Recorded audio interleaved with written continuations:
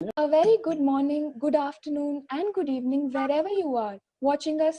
From behalf of the Nepal Institute for International Cooperation and Engagement and Water Policy Center, it gives me great pleasure to extend a warm welcome to our distinguished chair, Dr. Amit Gupta, speakers, and participants who registered for the event. We are so glad you could join us today at the NICE WPC International Conference on Post-Pandemic World Order, Navigating the New Normal. Throughout the 3-day conference, we will be having 30 sessions that will take place at 2 Zoom rooms simultaneously.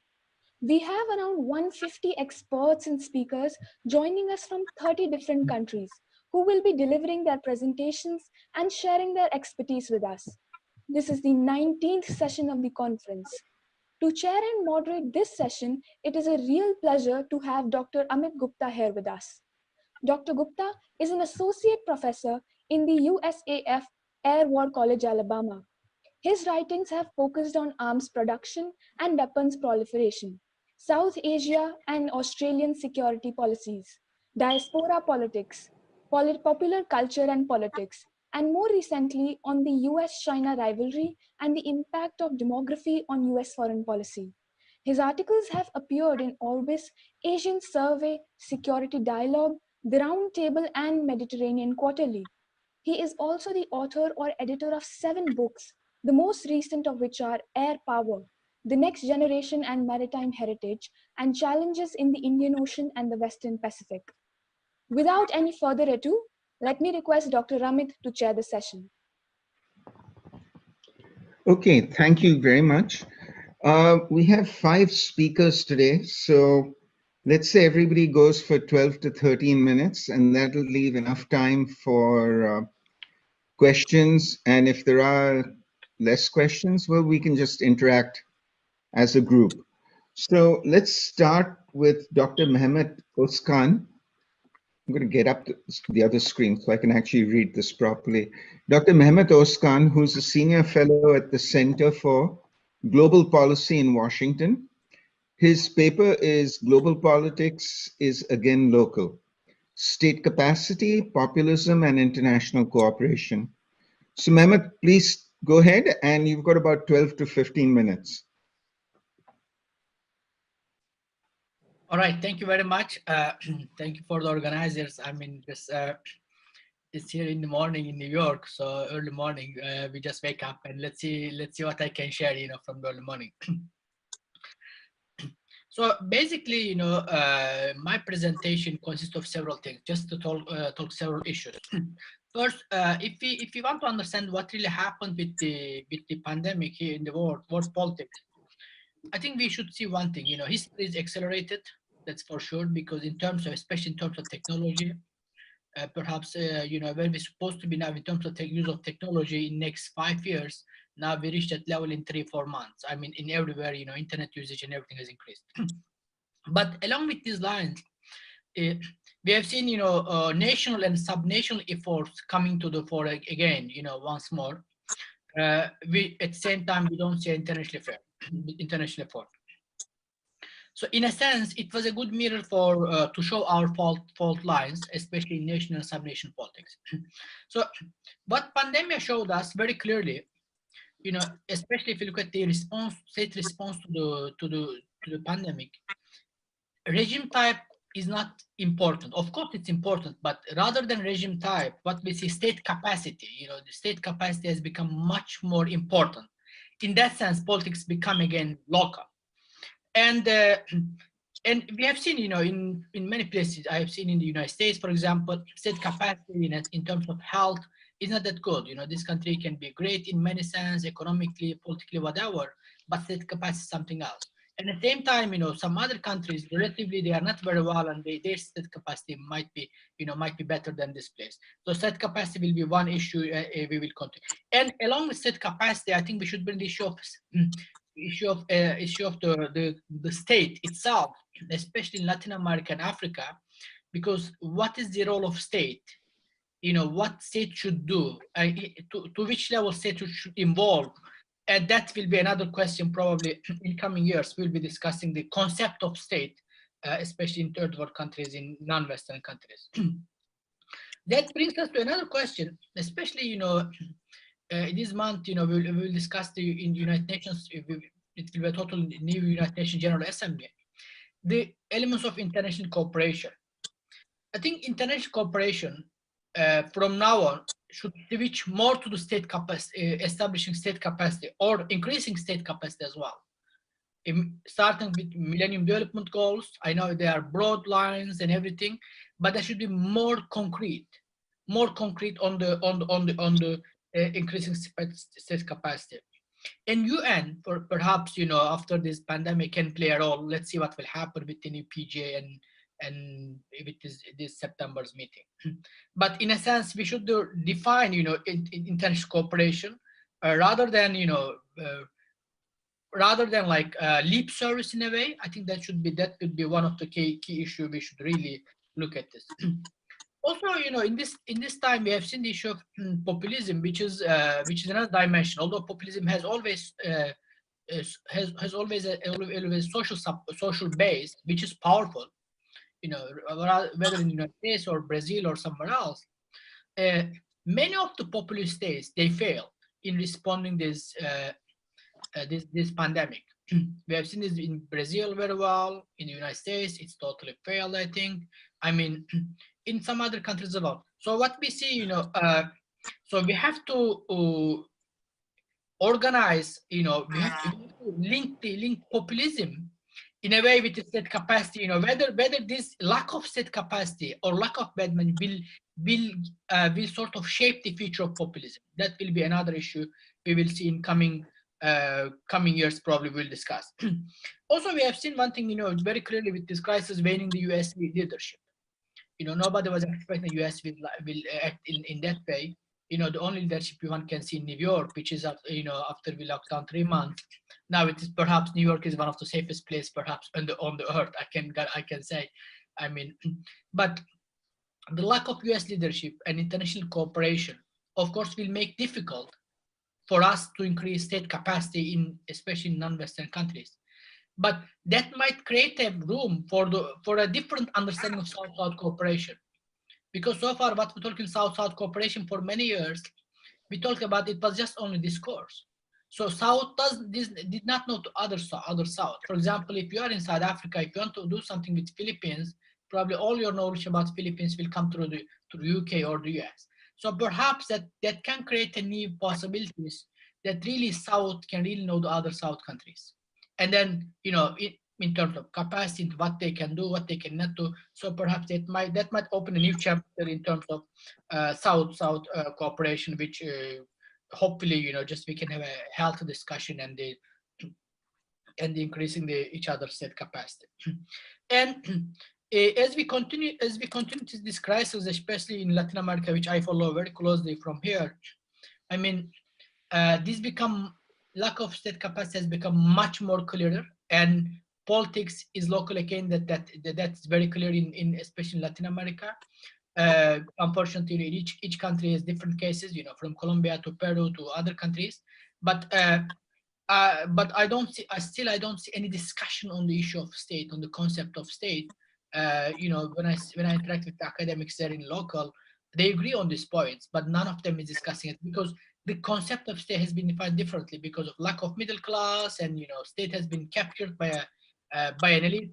So perhaps academically and politically we should continue. Otherwise, I don't think there will be any way we can go further because that will not lead us anywhere. Probably we will not understand if we don't bring these issues to the table. We will not understand the post-pandemic global politics.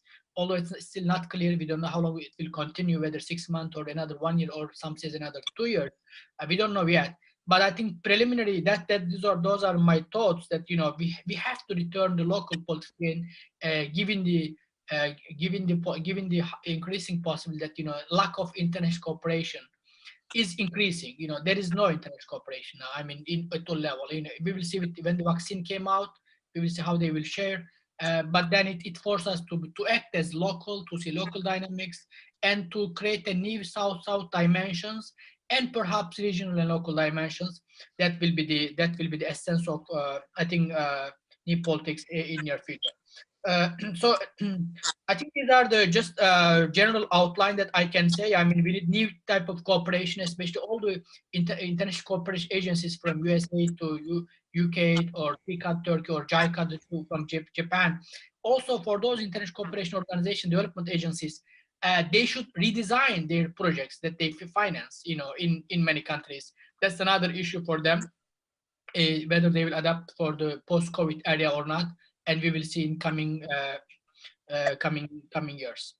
I think preliminary, those are my thoughts, just bullet points. If there is more discussion, we can go. I mean, I didn't want to go in detail, so it's better to keep it brief. And thank you very much. I'll be here for the further question and debate. Hopefully, we can exchange ideas. Thank you, Mehmet.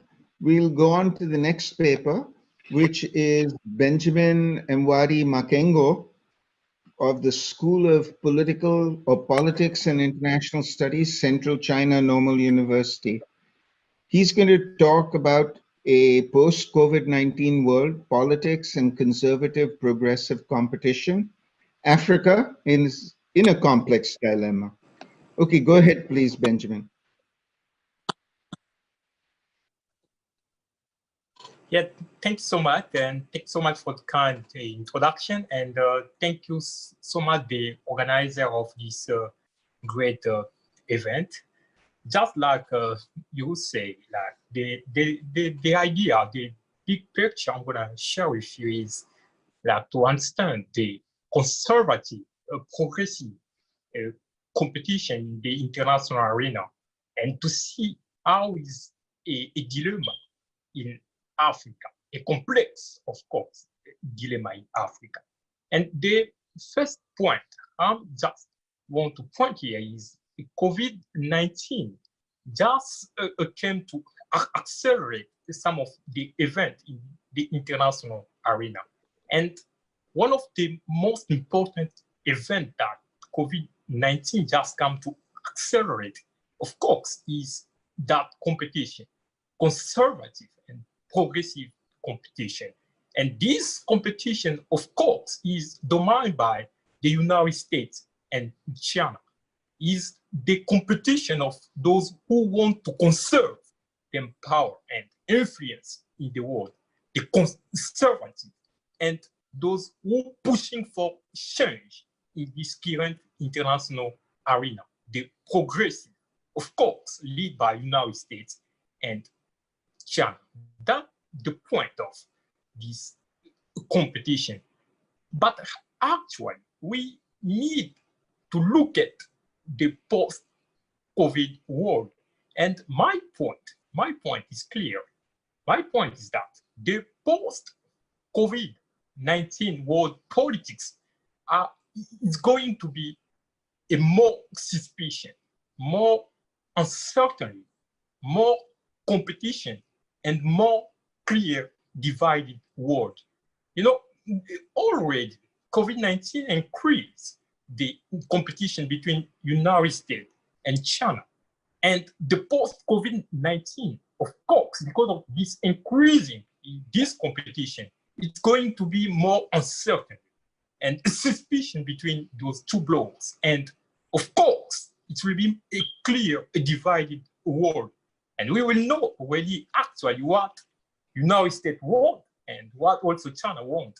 But this competition is happening in so many areas in the world. And of course, Africa is not exception. This competition was also happening actually in Africa. But I'm looking here in the post-COVID-19 world in Africa. And if you look at since the year 2000, China is increasing its engagement in Africa. And of course, if we are talking about Africa, just we are thinking about the raw material, right? We are thinking about the ally, 54 ally of African countries. And also we are thinking about African market. And of course, China actually is the main partner of the African country, and China more focused in the economy. And the West, the conservative, of course, they are still controlling African politics. And you can see how the election is happening in Africa. And in the post-COVID-19 world, it will be a complex dilemma in Africa. Because of course, Africa will just be in the middle, and the conservative in one side and the progressive also in another side. And sometimes some scholars, they are asking questions, who Africa will choose? Do Africa need to choose one side against another side? We need to choose the progressive or the conservative. And of course, we know very well the Africa politics is in the hand of the conservative, the West power. And China is more focused in economy. And that is a complex dilemma in Africa. And that dilemma is will be more complex because, of course, the conservative, they want to conserve their power and influence in Africa. And China also pushing for change. And that the reason why the African country, Africa should be aware about this situation and to think actually how to balance those two powers. And of course, to manage very well this situation and for it also to win. And in this competition that is increasing in the world, and that will be increasing in the post-COVID-19 world. And I think we can discuss more in the question like moment and debate. That it will be nice. And thanks so much. Thank you, Benjamin. All right, we'll get on to our third speaker. Our third speaker is Ararat Kostanyan from the Oriental Studies Institute at the National Academy of Science of Armenia. He's going to talk on the multilateral world and international relations. So Ararat, please go ahead.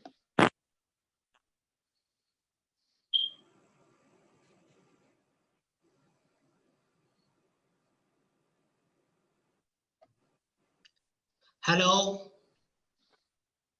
Can you hear me now? Yes, please. Yes, we can.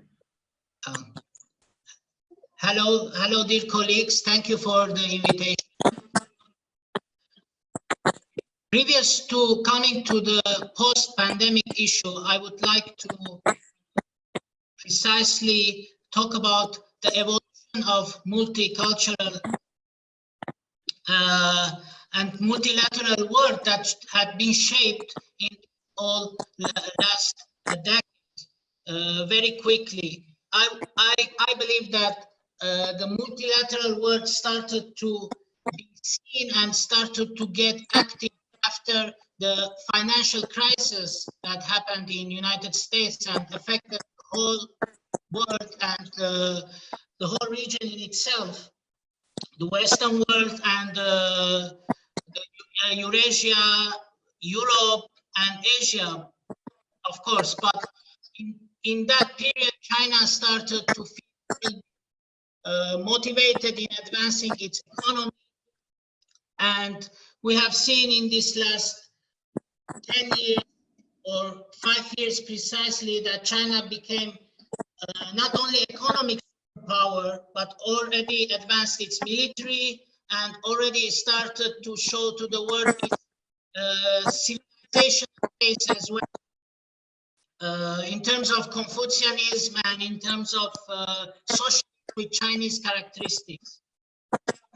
On the other hand, of course, another important aspect which showed us clearly that there is multilateral world, not only US hegemony is efficient after the collapse of the Soviet Union, was the war in Syria, where we've seen clearly the Russian involvement, besides the Syrian government supporting Iran as well. And that bloc already, although China didn't enter the war, but it supported the Syrian government at United Nations, many times putting veto, and showed financial support to the Syrian government as well. So these two options that I've talked to these two realities showed that clearly that there is multilateral world. The West, precisely the United States, no more is the police of the world and no more has the ability and the capability to impose its hegemony all over the world. And here it comes, the trade war between China and United States, as we know, the issue with the technologies and the Huawei issue, and later comes the 5G and etc.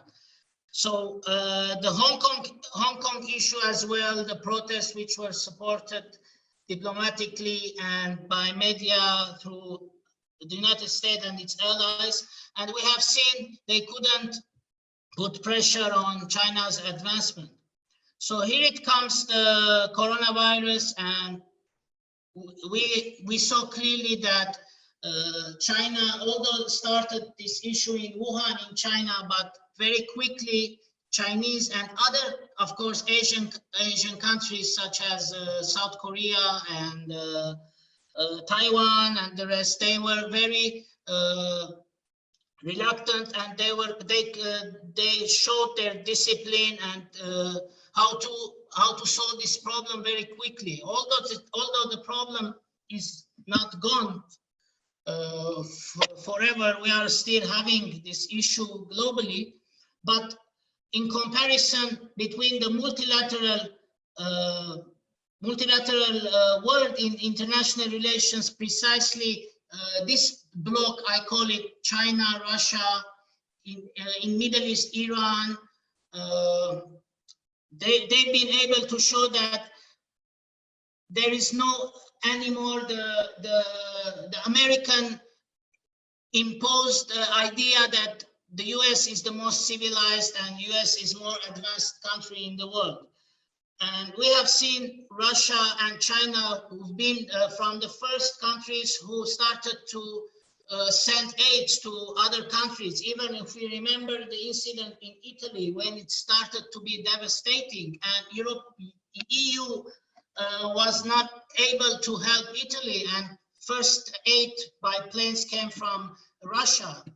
And so from this taking point, I believe that the competition will be not tougher as it was during the Cold War between the Soviet Union and United States and its allies, because this time the West and especially the United States is facing problems in itself, as we have seen and as we are seeing now, the clashes on the streets, and after the killing of the Black American person and the demonstrations taking place in US.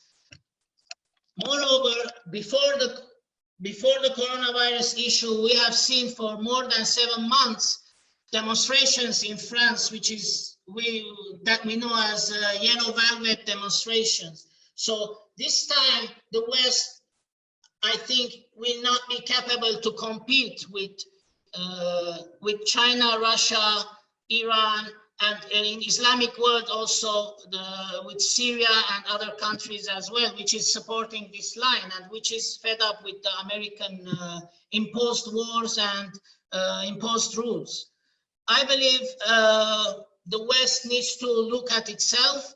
The West needs whether a new ideology or civilizational new methods to compete with not only with Asian awakening, but also with this bloc that I'm calling it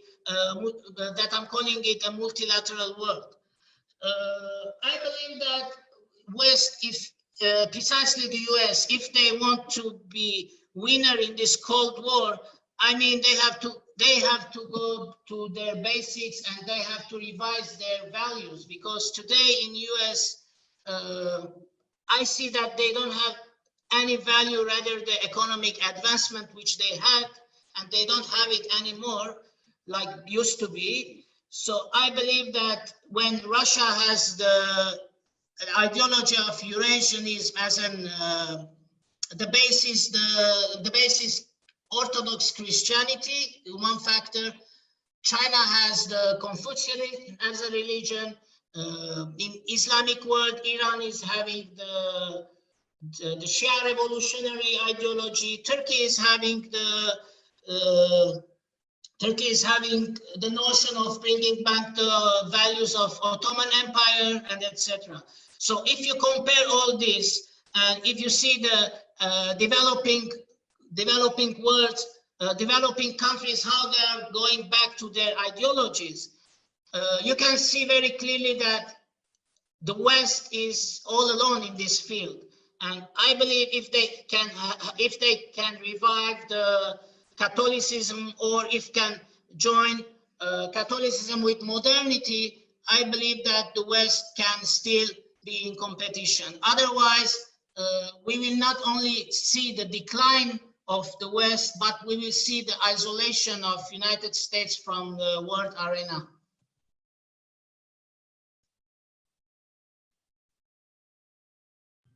Okay, Ararat, thank you very much. I will pass it on to the next speaker. Fourth speaker is Sanjay Pulepaka, who is going to talk, who's from the Delhi Policy Group, and he's going to talk about COVID-19 and the international order. So Sanjay, the floor is yours. Thank you, Dr. Amit Gupta. Let me at the outset thank Dr. Pramod Jaiswal, Nepal Institute for International Cooperation and Engagement, for this invitation to speak on post-pandemic world order, navigating new normal. I'm happy to share this session with speakers, chair, and more specifically with Dr. Mehmet Ozkan. He has contributed a fine chapter to a book on values in foreign policy, which I co-edited recently. Coming back to the theme of my presentation on COVID-19 and world order, where do we start? To understand international politics, the neo-realists suggest that we take nation states as primary units of analysis, and the relationship between these nation states is defined by anarchy. And anarchy, in turn, defines or modulates the state's behavior, prompting them to adopt self-help strategies. If we understand the impact of COVID-19 on the international system, then we have to study through the variables that I just mentioned. Let us take the nation state, for instance, to start with. Nation state is back with a bang in the recent past. In the past 6 months, we has reiterated the importance of nation states in response to pandemic. There has been actually very little discussion on the role of private sector or the importance of civil society or letting market have a free run to contain the pandemic. It was only the state apparatus that was constantly interrogated for its response or lack of it with reference to the pandemic. The rigorous interrogation of the state apparatus points to the growing relevance of state both within and without. There has been exponential increase of state power when dealing with pandemic, lockdowns, economic stimulus packages, declaring curfews. The might of the state was in full display in all parts of the world. Either new legislations were enacted or old legislations were dusted from library shelves and brought to life to empower states in their fight against the coronavirus. Developing countries, even those which were not good at deploying technologies, have learned the art of deploying large-scale digital operations. Many governments will continue to do this even after the end of the pandemic. A related question that Mehmet also mentioned was what role did the characteristics of nation states play in responding to coronavirus? There is no clear evidence to pronounce judgments as to whether democratic system or authoritarian system have fared better. While authoritarian regimes may claim victory in battling the virus, many democracies such as South Korea and Japan and others have also performed relatively well. An important challenge for a comparative study is that the authoritarian regimes, the data is quite suspect. The COVID-19 pandemic has demonstrated the inherent efficiencies and dangers associated with large authoritarian political systems, which deliberately limit the exchange of information. On the other hand, probably it is easier to identify and report an outbreak in a democracy much faster than an autocracy. Tomorrow, when the vaccine will get rolled out, or in the next few months, what I mean, the modalities for administering the vaccine will be decided by the governments. Of course, private sector may produce these medicines, but the first recipients and the modalities of delivering medicine will be predominantly determined by the state apparatus. Related to state apparatus is the notion of sovereignty. Sovereignty has come into discussion back again. There has been a discussion that it's not merely the rights of the states, but the obligations of the states should also be taken into account. For instance, what should the international organizations do if they perceive a nation state is not adequately providing information pertaining to pandemics? However, where do we draw the line in terms of letting international community determine the response of state apparatus in various other sectors? Sovereignty cannot be so fluid that it evaporates very quickly. In the coming months and years, we will see renewed debate about sovereignty and its limits. An important feature, as I mentioned earlier, was the presence of anarchy. As we all know, it refers to absence of centralized authority in international system. The realists argue that anarchy makes genuine cooperation difficult and pushes states to indulge in self-help. On the other hand, there are those who argue that cooperation is possible even in the midst of anarchy. Even in anarchy, there is an international society which celebrates norms of cooperation. During the initial stage of COVID, when it was still perceived to be an epidemic localized in China, the international community demonstrated cooperative impulse and generosity by rushing in large medical and other forms of assistance to China, which has been adequately documented. As the ferocity of the COVID-19 became evident, nation states switched to more rigorous self-help. Medical supplies, equipment, pharma products were either hoarded or there was a rush to procure them to meet current and future requirements. World Health Organization, which was supposed to facilitate cooperation in health sector, stood thoroughly discredited. Other multilateral institutions have also failed. If we pause for a while and look at the international landscape, we will struggle to find multilateral frameworks that instilled confidence in people by addressing with great alacrity the challenge of pandemic. Of course, there were countries, whether it is India, Japan, or others, to a large extent, it was a nation state on their own, and self-help was the principle.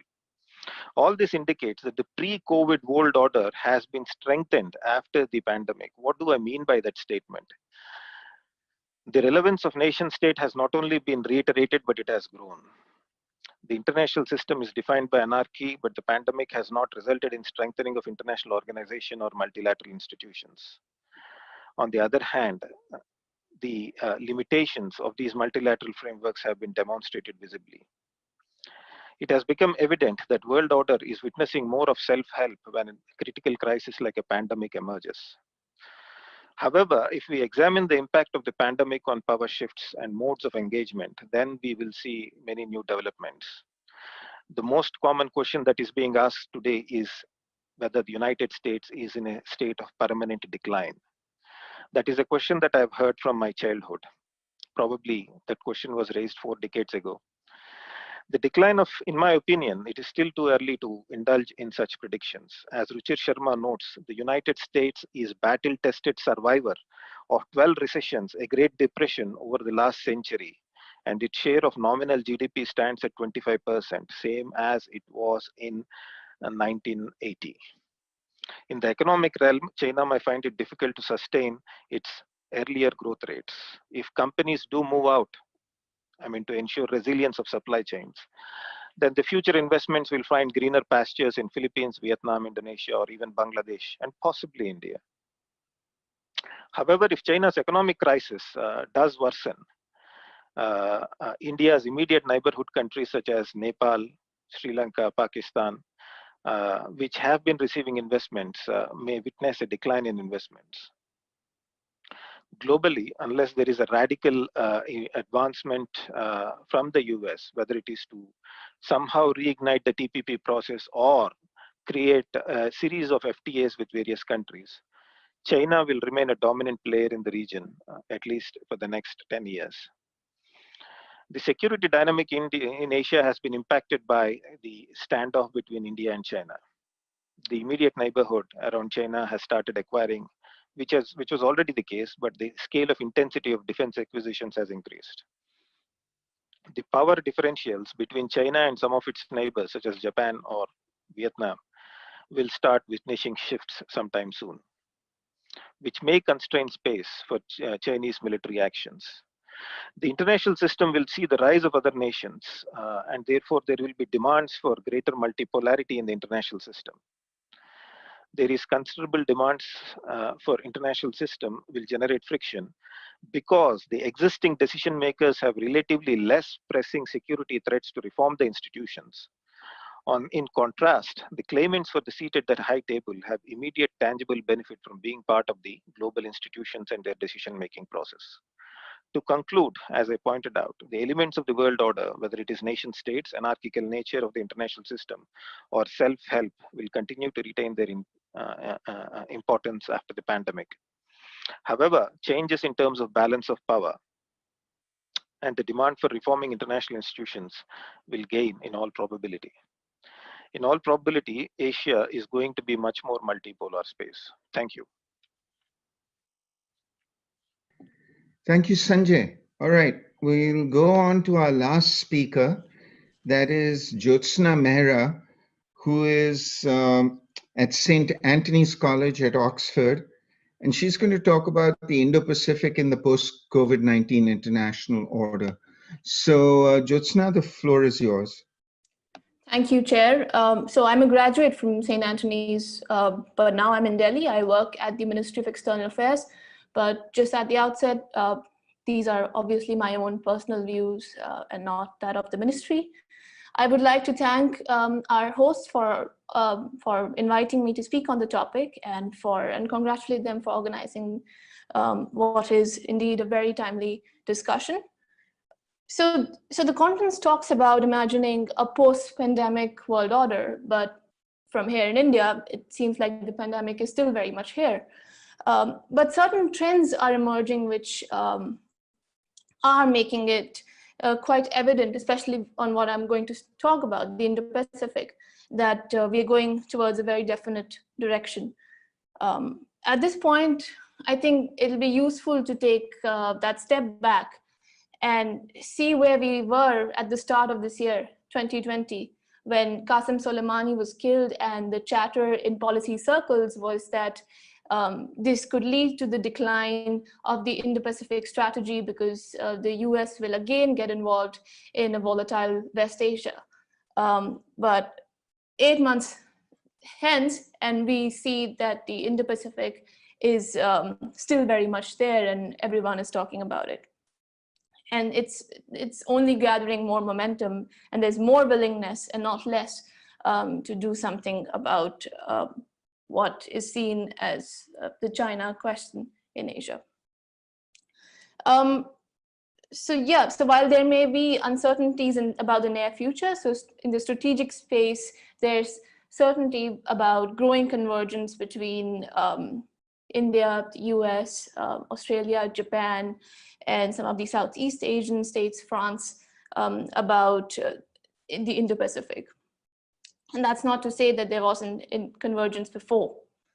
So certain things have helped bring the Indo-Pacific countries closer together during the pandemic. Of course, it was like it was pointed out earlier, that the virus had its origins in China, and it revealed the limitations of a large autocratic state system when it comes to a cover-up, when it comes to the spread of the virus to other countries. And then we had the issue of the contamination of the World Health Organization. We had what's called the mask diplomacy, where China was already in Feb and March going out and supplying medical and humanitarian assistance to other countries that were in need. There were controversies surrounding it. that were to do with the quality of the products supplied, just the publicity of the project altogether. We had the wolf warrior diplomats coming out on Twitter, retweeting anonymous accounts called Lizard King and such, saying that the virus in fact had its origins in the United States or in Italy, trying to change and rewrite the history of the pandemic. And in fact, juxtaposition China, which was then emerging out of the pandemic, or at least that is what was the impression outside, against what was going on in the West, which was reeling with the pandemic at the time. This is April, May. And then we saw that all the fronts remained quite hot during the pandemic. South China Sea, we had only over the weekend Philippines coming and saying that changing its stance on China and saying that if China continues to carry out drills near the Spratlys, the Philippines will call the United States.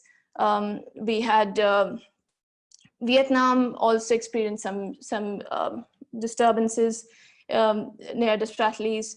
Malaysia issued diplomatic notes to the UN, reaffirming its stance on the South China Sea.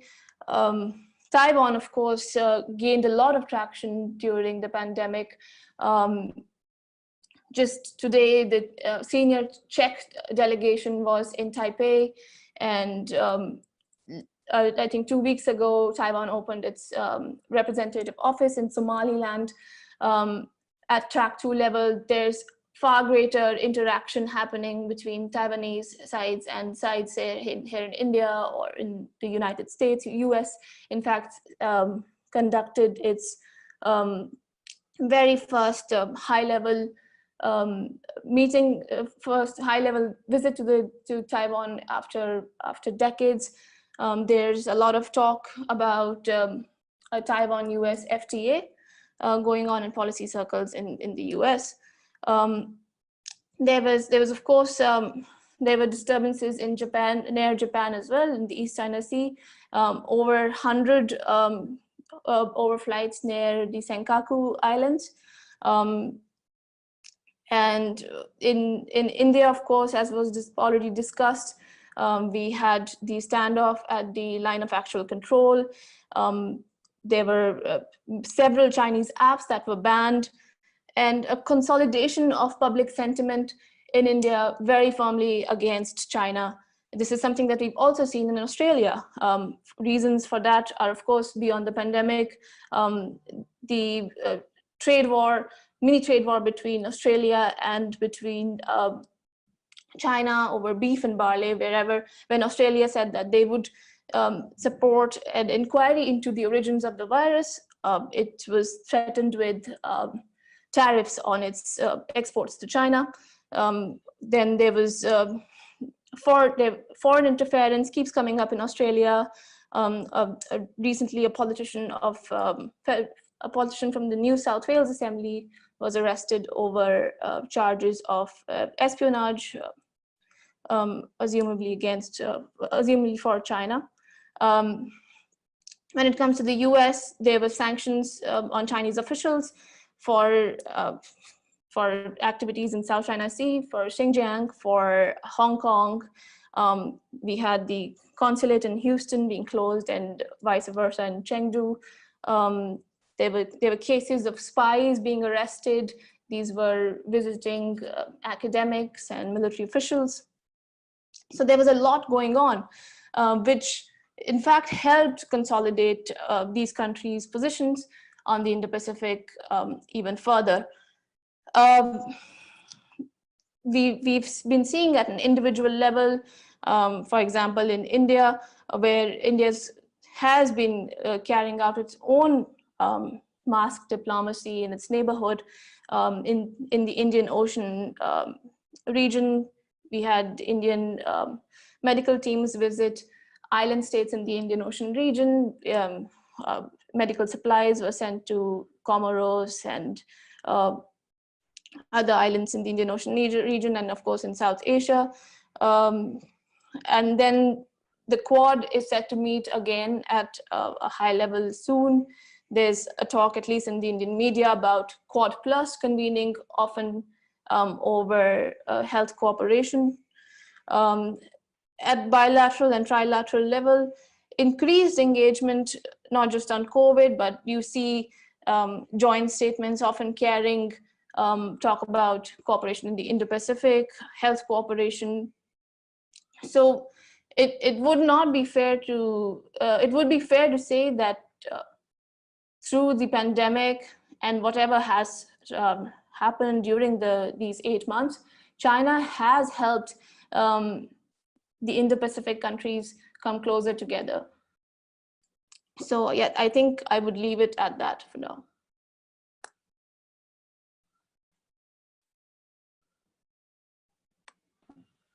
All right, thank you so much, Jyotsna. Look, we have plenty of time. I'm going to sort of tie up everybody's papers and make a larger argument, perhaps. And look, this is the way you have to see this. If you had gone back to January 2020, which seems like it's a decade ago, there were three drivers in international politics. Economic globalization continued. You were also seeing the rise of power politics as the United States and China were coming at loggerheads. And the third one was the rise of populism. You know, Viktor Orban, Bolsonaro, whoever it is in Poland, you can go down the list on this. And of course, Boris Johnson, Trump, which many people saw as deglobalization. Now, along comes the pandemic. And one thing we've got to be very clear about, if you talk to epidemiologists, they all say the same thing. This is the first wave, and we're going to see successive waves of pandemics. So we may be living in this for years. We were thinking that maybe by July, August, this thing would be over. It isn't. Okay. So let me put it to you this way. What happened? What do I think is going to happen? And this ties up all your papers. One thing which was very clear, and Mehmet and Ararat and Sanjay all brought this up, is that traditional structures failed in dealing with the pandemic. And by traditional structures, states, as well as multilateral structures like WHO and the European Union. And I'll give you the example of the European Union. When Italy got into real trouble, they made emergency calls to the Berlaymont headquarters of the EU. And all they got back in response was silence.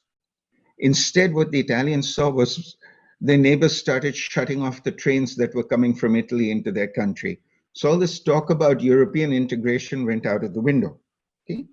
That was the failure of probably the best example of multilateralism, economic, social, cultural, political integration. Flip side is states didn't do too well either. And both Ararat and Mehmet talked about this when they talk about state capacity.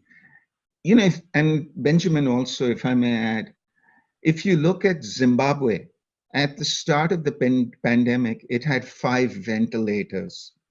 South Sudan, which is the newest country on the block, had 3. And probably in both countries, one of those ventilators was on permanent reserve for the president.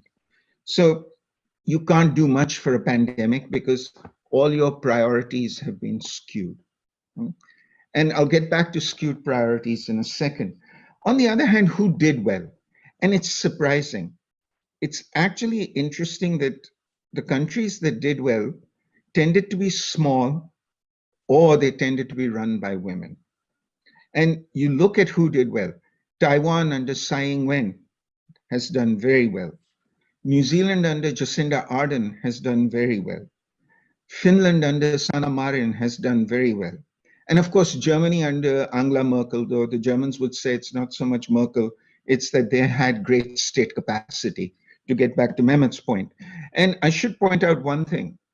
In the United States, the response to COVID has been political because we're in an election year. In New Zealand, it's also an election year, but such is the strength of the New Zealand government, such is the strength of New Zealand civil society, and such as the personal leadership of Jacinda Ardern, that they've been actually able to do things that other countries have not.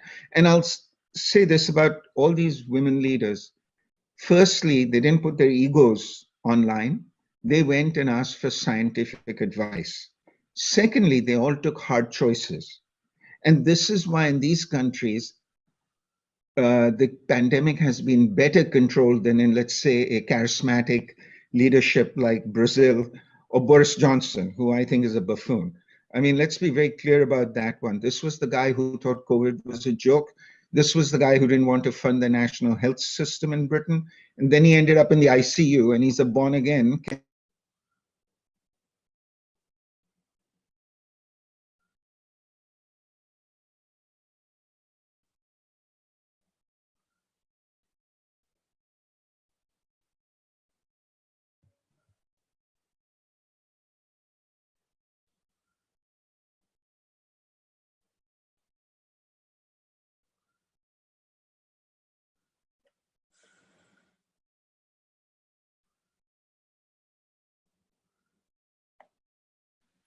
Professor Gupta, we cannot hear you. I think there is a problem with the mic or something. Can you hear me now? Yeah, we can hear you now. Yes, yes. Okay, could you hear me from the beginning, or was I completely blank? No. Could you hear me when I started?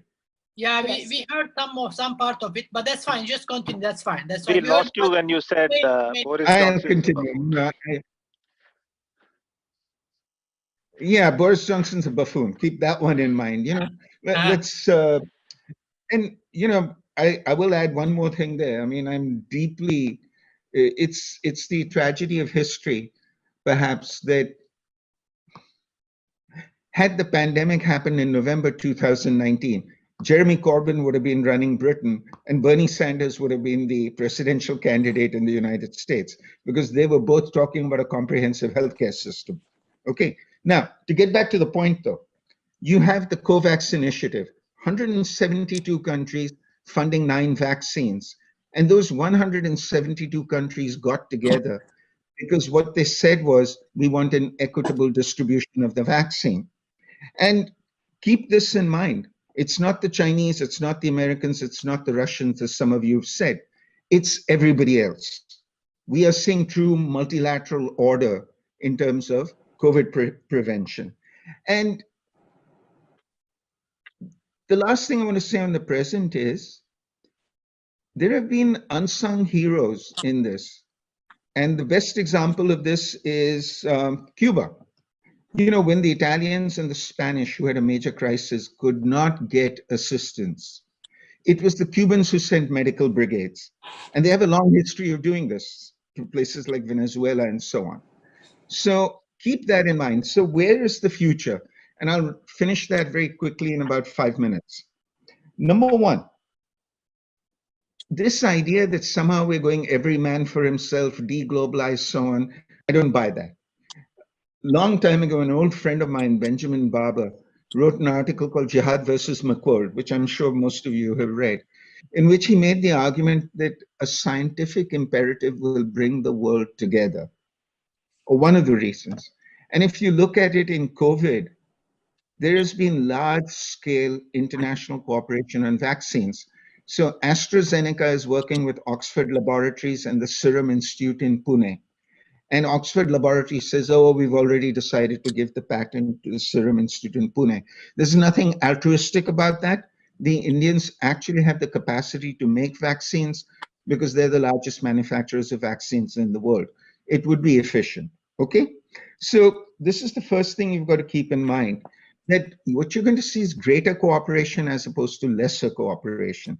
Second thing is, as we move into a COVID world order or a post-COVID world order, and I'll leave it to you guys to determine that, what becomes interesting is who will provide leadership within it.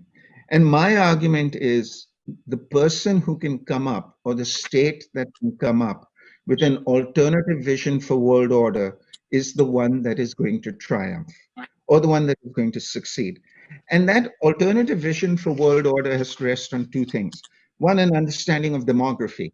Because remember this, Europe is getting old, Japan is getting old, Korea, Taiwan are getting old, Australia, the United States are getting old.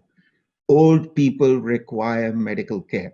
And you are going to have to change resource allocation in these countries to match these healthcare needs. The second thing, which we are not, none of you have talked about, but let me throw it in the mix here, is that COVID has also impacted the young. Because as we've moved from physical presence in the workplace, in education, to a virtual presence, it's very clear there's a digital divide. Now, you look at a city like New York. New York went online with its high schools and primary schools. 40% of children in New York do not have access to a computer or an internet at home. And look around all your countries and you can make the same comparison. So, I've been saying this now for some time. Healthcare is a human right, but increasingly a laptop is a human right. How are you going to prepare for benefiting the younger generation in this system? And essentially, we are going to have to start talking about creating a better healthcare system and a better education system. All right. Now, let me come to two more points and I'll finish this. One, don't count the Americans out, don't count the Chinese out. Sanjay is right, but by the way, Sanjay, I should point out Richard Sharma is a money manager. So I'd be a bit skeptical about what he writes on. The Chinese have developed a virus. The Chinese have talked, as Benjamin said, about giving it to poor countries in the world.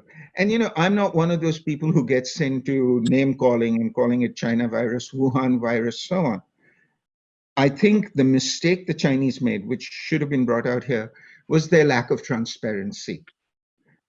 They should have sent the DNA of the virus out within a couple of weeks. It took them till late March.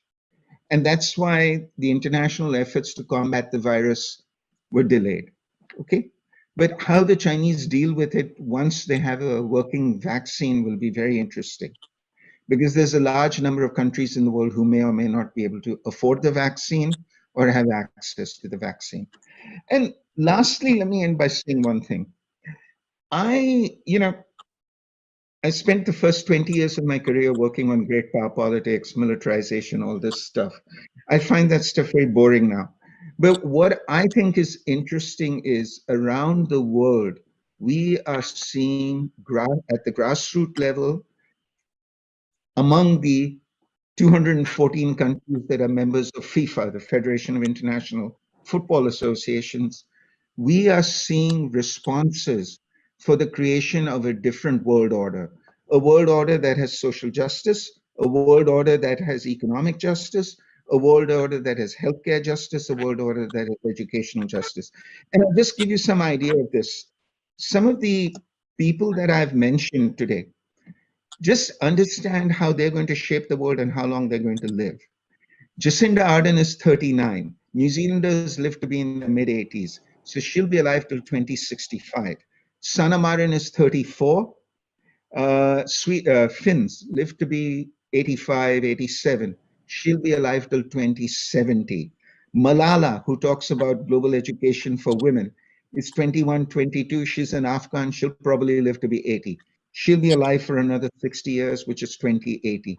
And finally, let me end with my favorite, Greta Thunberg, who has been talking about environmental justice for the last 3 or 4 years.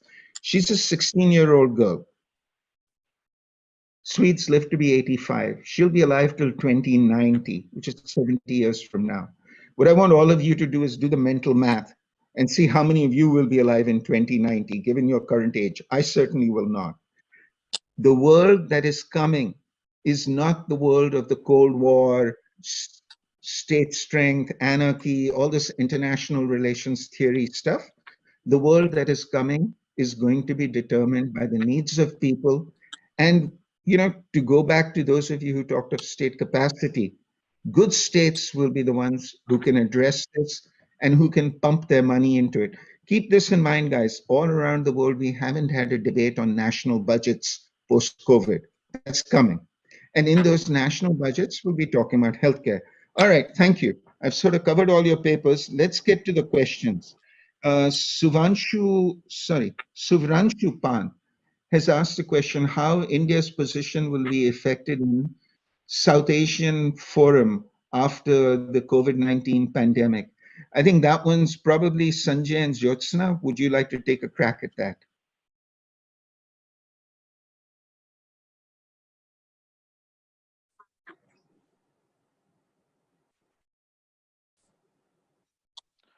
Where is the question, please? I'm sorry, I'm trying to figure out where the question, or if you can repeat it, please, if you don't mind. It's in the Zoom group chat. Okay. Can you hear me? Yeah, I can hear Can you. you hear me? Yeah, yeah. Okay, it's in the Zoom group chat and it's the first question.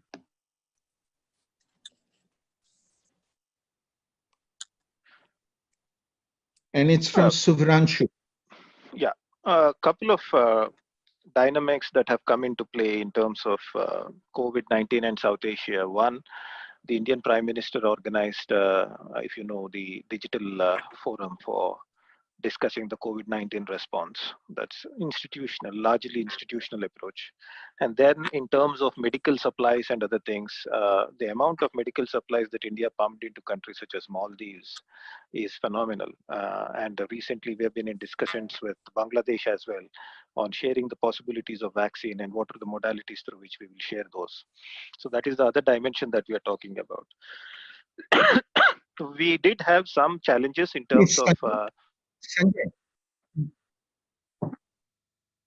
there's a lag on your microphone. I'll tell you what, just see if you can fix it, reboot and log in. Let Jyotsna give her views on this instead for about a couple of minutes. Thank you.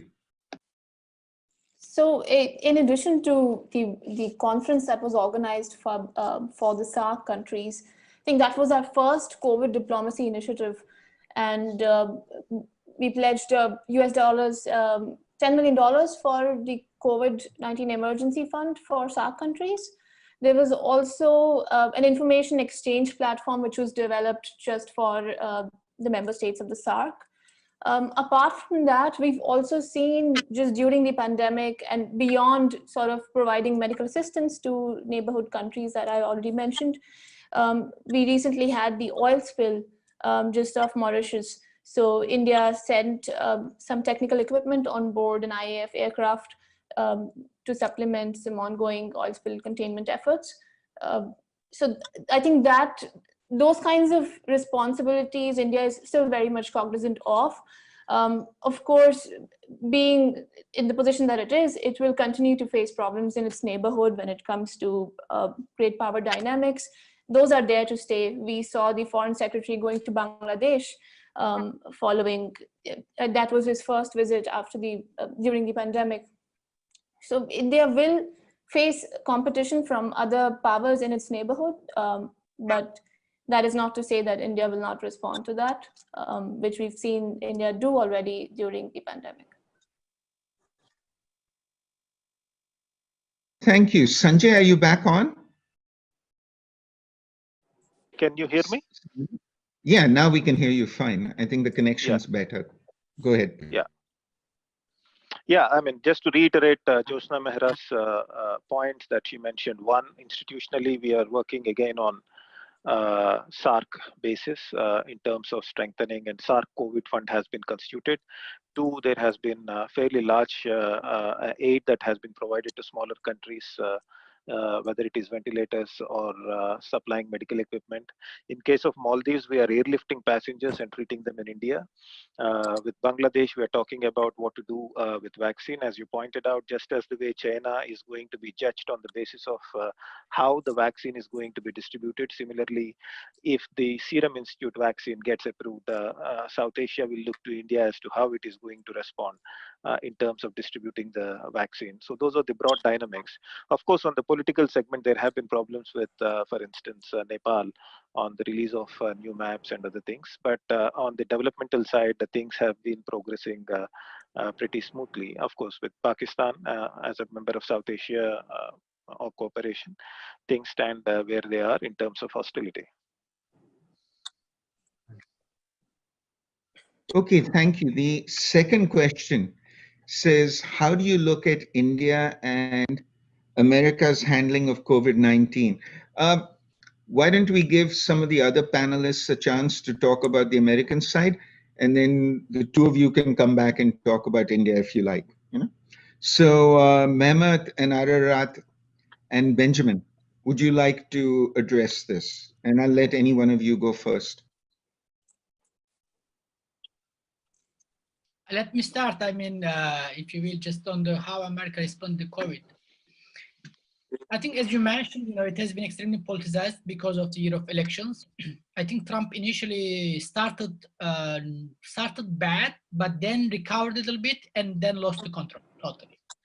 And I'm not saying that the other side is suggesting better, especially even the mask become a symbol. Imagine, whether you put the mask, you don't put the mask. It's become a symbol. I could not see. One cannot imagine this type of discussion in the United States. But the more you see here, the more you see domestic things. You feel like you live in a third world country. That small things can become extremely politicized and then unbelievable. So let's see what will happen in the elections. You can see some people here, they are saying they don't want to wear the masks. But I mean, I think Trump didn't show a good leadership in that sense. Neither, I mean, nor Biden as well. I should say in both sides. But institutions could not take it over as well. So let's see what will happen. The only bet is that they get the vaccine as soon as possible. So if they get the vaccine if Trump gets the vaccine before the election, probably he will win the elections. That's what he's trying to do. So that's all their focus. I mean, in New York, Governor Andrew Cuomo showed a very good leadership here. But then, for the first time, perhaps, everybody knew him in the national stage, even at global stage. But the other side, especially in the South, is really terrible. I mean, I have never seen such a country, such a first world country, after coming here and now living here. But let's see what will happen. But as I said, I mean, this is the crisis. That exactly I refer to state capacity. You mentioned education, you mentioned health. This is even the United States. Now you see the police violence against African Americans and everything. These are all, United States needs a restructuring of the state, reorganizing of the state structure. So whether they can do or not, if they do, and I think probably that will be another state, probably they will not be able to do it. But that is the issue. That showed all the weakness of the state and state structure, education, health, police, racism, and all other types, especially with the Trump leadership. So let's see what will happen, after November. Okay, thank you. And as somebody who lives south of the Mason-Dixon line, I couldn't agree more with the geographic divide in America on the response to the virus. But that's a different story. Anyway, Ararat, would you like to comment? Yes. I agree, of course, with Mr. Mehmet Özkan in terms of that there should be some structural changes. But I believe what the US is facing today is more than just a problem of institutional systems. I believe that USA today and in the past, after George W. Bush, it started to decline in terms of if previously they were holding the American hegemony or American exceptionalism by waging wars and forcing people with their troops to convey on American rules. But today, after Obama and especially during Trump, and if you look at the opposition side, Hillary and Biden, I'm surprised sometimes at how come the United States that we have known and we have read and we have seen with all their Harvard and Columbia and all those institutions, they can bring to power such an Hollywood role models, and that's why even when I was lately in Malaysia and Indonesia, when I was talking with people, they are making fun of Trump, they are making fun of America, like, who is this guy, And what this makes, I believe that this in those countries that American involvement is real, otherwise economically or militarily, people started, especially in Asia and especially in Middle East, to look at the United States a bit, that is this the United States that we know, and is this the United States that we heard of, or we've seen before as the most civilized country and the most advanced country technologically and etc. I mean, today you open the TV and you see gangsters shooting at each other, and this, you know, this is this is, I call it a rubbish superpower, and I don't think that this I don't believe that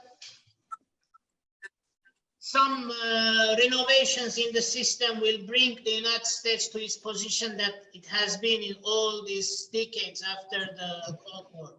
I remember when Soviet Union tried to bring some reform in the system, although it was economic problem, but that drove the Soviet Union to collapse, and that started from Brezhnev to Gorbachev. I think the United States, of course, it will not disappear from the international relations arena and in world politics, but I see that no one taking serious United States anymore, especially when China is advancing, especially when Russia is advancing militarily, and especially when I've read an article on Bloomberg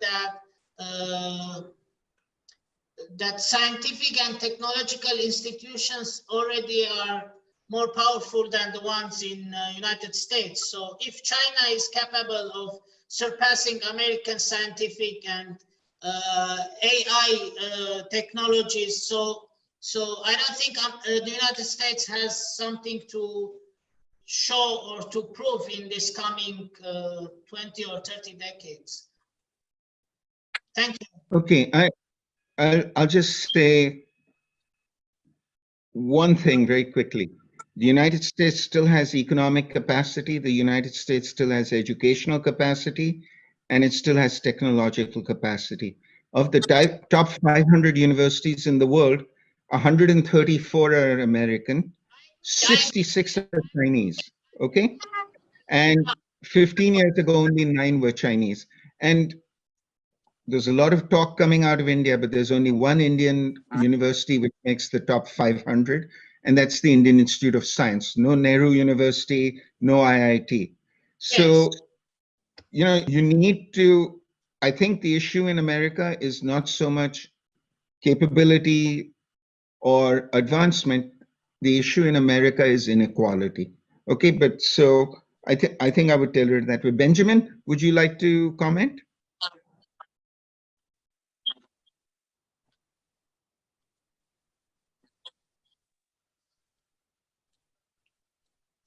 Benjamin, are you there? Okay, I think Benjamin can't hear us. Let's go on to the next question then, which is, how will COVID-19 impact the world order? Will there be a new world order or a China-dominated world order, or will there be no change? Would any of you like to take this one?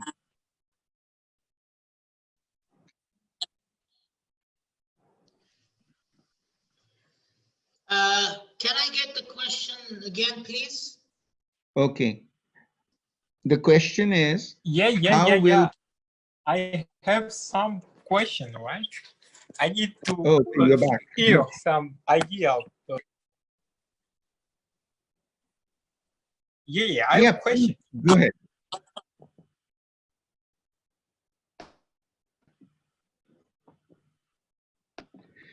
Go ahead, Benjamin.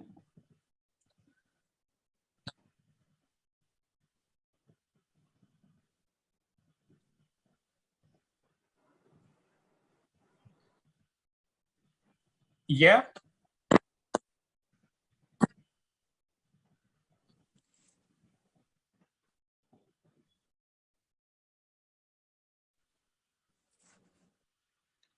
Benjamin, are you there? Can you hear me? Can you repeat the question, please? Benjamin, do you have Zoom group chat? Look in the group chat, it's the second question. That will be easier than my repeating it constantly. Can you repeat the? Yeah. Can you repeat the question, please? I've repeated it twice. Read the Zoom group chat, please. You don't have group chat? Okay, I'm going to repeat the question a third time. Let's see if you hear it. How will COVID-19 impact world order? Will there be a new world order? China, let me finish. A China-dominated world order, or will there be no change? No, I have it. I'm looking now. Oh, good. Okay. While you're looking up, let Mehmet talk. Mehmet, please go ahead. Okay. Thank you very much. I mean, look, in terms, I think what we will see probably, you guys know better in Asia. We will see. We will talk more about China from now on. That's one thing. That's one thing that in all aspects, economically, politically, China's mistake in terms of transparency, in terms of virus and whatever. We'll talk about China, more about China. So all the focus now I see more in even Washington DC, people more are talking about the Uyghur issues and other different issues in China. So that will be more come to front. Yeah. But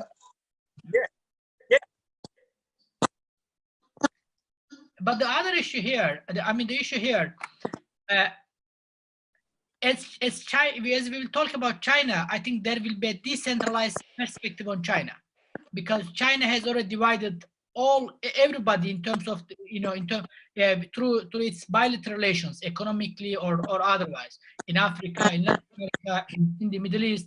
So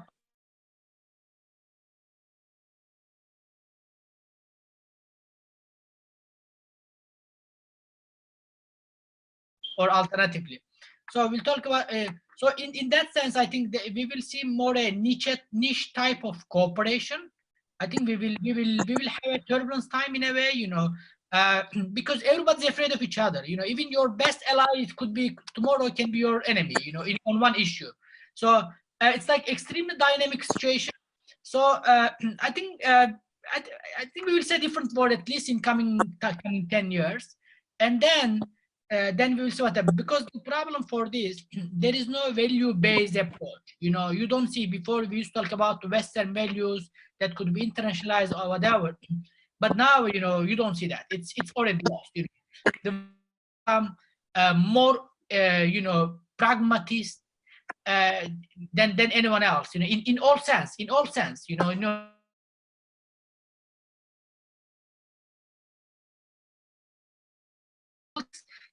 Niche-based corporations, and people will see how they can benefit from this situation. And perhaps after that, hopefully, if you don't go to a global war, which is also another possibility, we should never neglect that. If I'm sure people might have a regional, local-based some little wars. We see now in Eastern Mediterranean, the Cold War in Mediterranean now, and we might see different places. Horn of Africa is always hard, So I think we will see a very dynamic world politics. So every day we should follow. Even the politics process, we will see, one day they will say something, the other day they will retract what they said.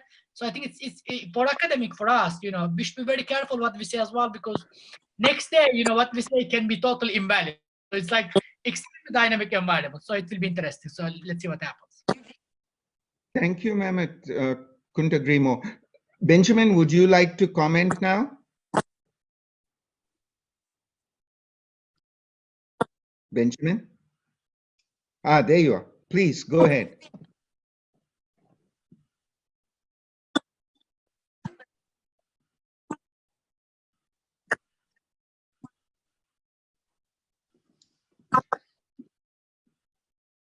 Benjamin, the floor is yours if you'd like to comment, please.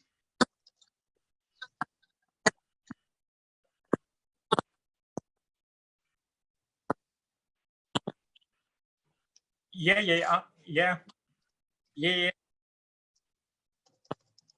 Do you hear me? Yes. Yes, I can hear you. We can all hear you. Please go ahead. Yeah. Okay. My point is that how COVID-19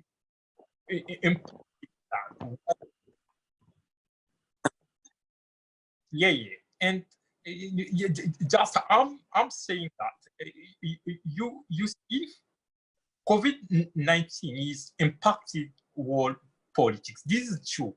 And if we want to understand it very well, we need to take all dimension.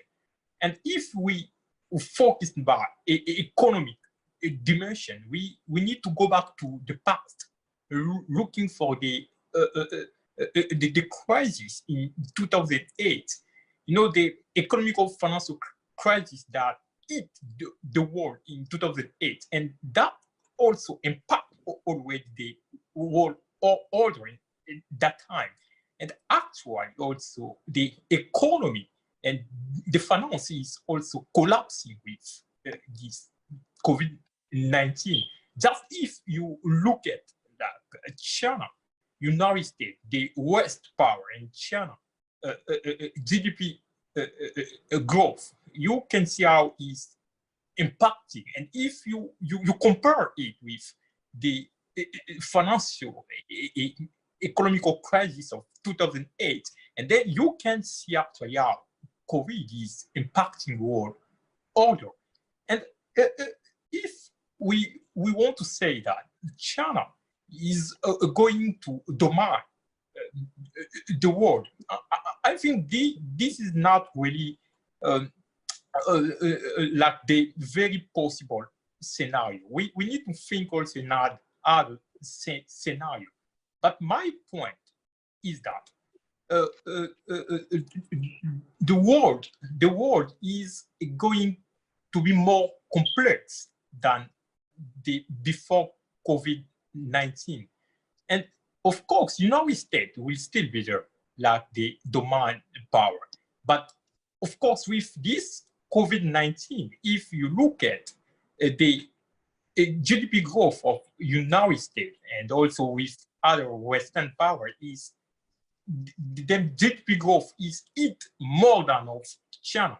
Because in the second chapter, you can see the recovering of Chinese economy, but the West, of course, since now the economy is collapsing, and that will affect, of course, the new world order that we are talking actually, because in this area, the area we are living now, economic dimension is actually the most important one, because most of the country now, most of the area, we are focused now about economy, how we can cover our economy. And of course, the country will like cover like so quickly, and then that country will affect with or share like idea and in the world. But my point is that China is not going to dominate the world, but we are going in a world that the power of the West will be reduced with this COVID-19. And I don't think so. It will be quite a bipolar world, like in the Cold War area between United States and Soviet Union. It will be much different than that area. But we are going in an area that the Western power is going to be reduced. And of course, the East power, of course, China and others, East country, India and other countries, their power is going to increase. And that how the world will look like, and that the whole world order it will look like with this COVID-19. But I have also a question with to ask the Indian scholar.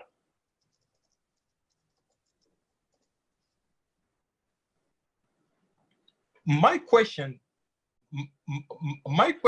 is, if we look at Africa, China is increasing its engagement in Africa, and of course, the Western power, United States and other Western power, they are trying to contain China engagement in Africa. And I want to know about India idea. How India think about increasing engagement in Africa.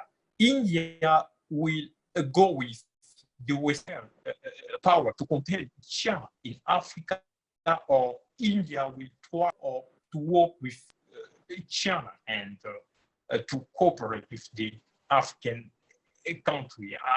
I want to know some of the idea of the India scholar about India engagement in Africa. Thank you.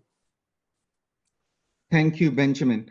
Jyotsna, would you like to talk about the Indian perception of a Chinese-dominated world order, COVID-19, and then give Sanjay a chance? And also, could you please address the India-Africa link that Benjamin is talking about?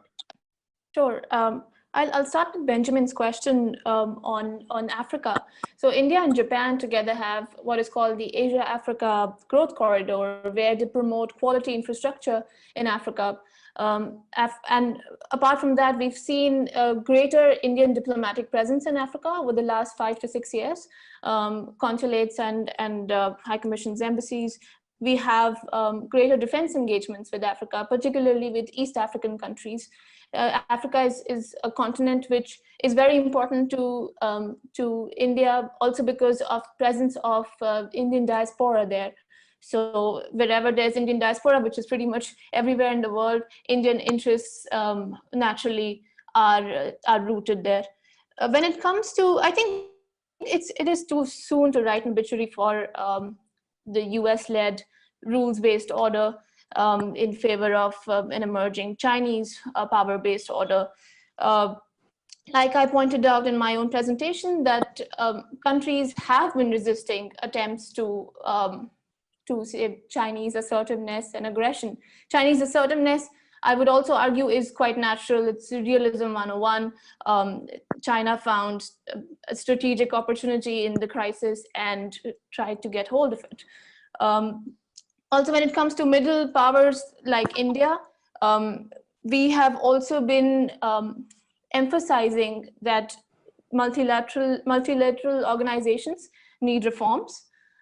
We've taken up the position of the WHO Executive Board Chair now, and that is very much at the center of our agenda. We'll also be next year taking up our position in the UNSC non-permanent seat. And over there as well, if you look at some of the speeches which were given by our External Affairs Minister and our Foreign Secretary, reforms in the multilateral order are important for India. And like I pointed out earlier, the 4 Quad countries have been convening increasingly since 2017, but also during the pandemic. These countries form 25% of the world's population and GDP. So they still hold a significant share of global weight and power. And Indo-Pacific is the region where the global weight, economic weight is shifting. There are Chinese attempts to prevent that region from being as networked as it has been, even though China has benefited from this being an interconnected region. But countries like India and ASEAN member states and US and Australia have been resisting attempts to create a power-based order in this region. And when people say that this looks at what's going on from a Cold War mentality, they forget that countries like India have been, in fact, resisting the Belt and Road Initiative before anyone in the West even woke up to its dangers.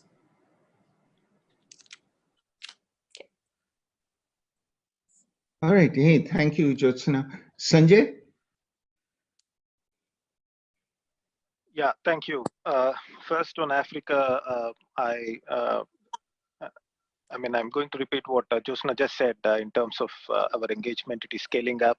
The only thing that I would like to add is we are also working with African countries on energy sector in terms of International Solar Alliance and trying to promote alternative energy sources in Africa, technologies in Africa. That is something that we have been doing, and it has been quite a success in that sense. The other thing is on Eastern African coast, we have been engaging a lot, and there is, of course, within BRICS, we have India South Africa cooperative framework that is also getting evolved. Is there a scope for greater engagement? Yes, definitely there is scope for greater engagement. Do we see Africa in terms of Chinese Africa or versus US Western Africa? No, we are not taking that perspective. We are not in that game at this moment at all. On the contrary, as Josna pointed out, we are working with many like-minded countries to operationalize various connectivity projects and other developmental activities, overseas developmental activities, and also giving fairly large number of capacity building and high-tech programs. I mean, if you look at the scale of African people coming from Africa, technology, bureaucratic professionals getting trained in India under high-tech, it's fairly large numbers that are coming. On the issue of China-led international order, I don't think we in India are looking at it favorably, in the sense that we don't see it on the horizon at the moment, because China is going to be interrogated more from now on because of the way COVID has evolved. There is, the way we understand, there is more suspicion on the streets of many countries towards the COVID-related discussions that are going on, and greater suspicion, disappointment rather, with the Chinese response. It won't be one country-led international order, as we pointed out. It is going to be multipolar. As Mehmet Oskan, Dr. Oskan pointed out, it is going to be functional cooperation. Even there, it is going to be divided along coalitions that are going to emerge on various platforms.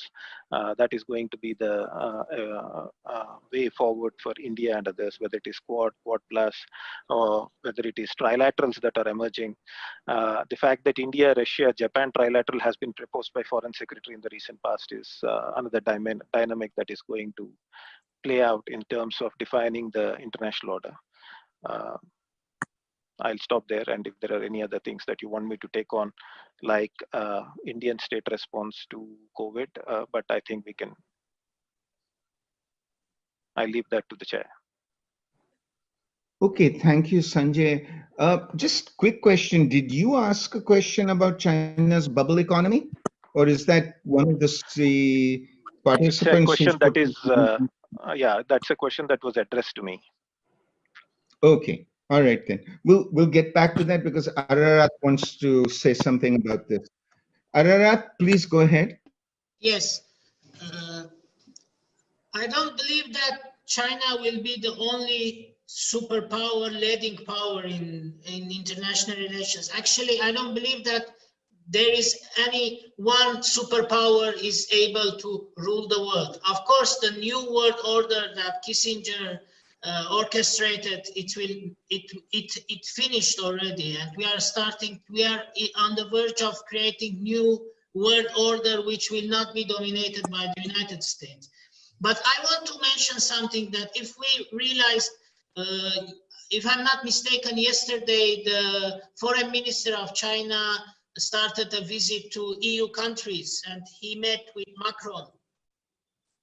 And he will meet as well other European leaders. I mean, if we look to hold this China's Rise and China's Dream and One Belt, One Road initiative, actually, I believe that this initiative, one of the aspects of isolating US from Europe, because if we take into consideration the route which comes from China and goes to Europe, and vice versa, the new technologies and Western, if we can say brackets, democracy that China also needs to improve and to grow, because I don't believe that Chinese can continue long with this authoritarian regime that they had all these years. I'm not criticizing, but I know that Chinese also authority and society they need some kind of more democratization, but not the democratization that Americans are imposing on them in all these years.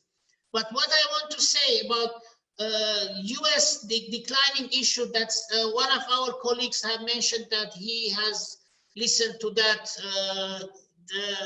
during childhood, from childhood, and etc. But I'm not the one that I'm creating this notion. Samuel Huntington talked about that. Noam Chomsky is talking about that for decades.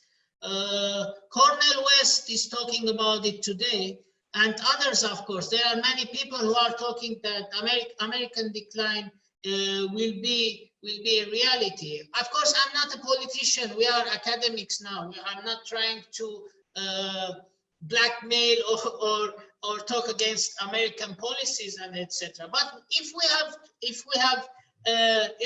we look to the reality that what we are seeing now, China is growing economically. China is also growing in Asia in sense of Asian awakening as well, in sense of civilizational commodities with other Asian countries in terms of culture, in terms of morality. I mean, they are, even though Malays, Indonesians or Thais, they are different in race, but they have the Indians as well. They, at the end, they are Asians, and they have many aspects, many similarities. Even though Mehmet also can join me in this conversation. He's from Turkey, I'm from Armenia. We have also many common issues that we can share, not only together, but with Chinese also. When we sit at table, we eat, we have these rituals, you know, we have these weddings, we have these engagements, importance in this part of Asia as well, which in Europe and in US, there is no such importance. You can just have small cocktail and invite just few close friends and it's done, you know. Another issue also, which is very important, that China is not interfering in internal affairs of countries. China is simply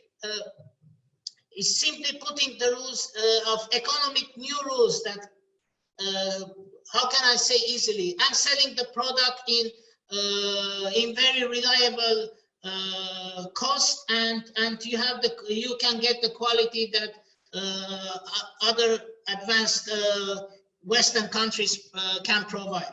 But they are not interfering in internal affairs of countries. They are not bringing their military bases around continents and around countries. They are not bringing their they are not forcing you to accept their socialism and their Confucianism, you know. So if I'm a human being now, if I'm thinking, okay, if China is a global power and my country, for example, or other countries would ally with them, okay, they are assertive in their prices and in their norms, but they are not interfering in your internal affairs, and they are not imposing you regime changes and etc. So I believe that at last China, of course, will not be the only superpower, but here also Russia is very important, because in this multilateral world now, Russia and China, they are together in this battle and struggle against the United States. But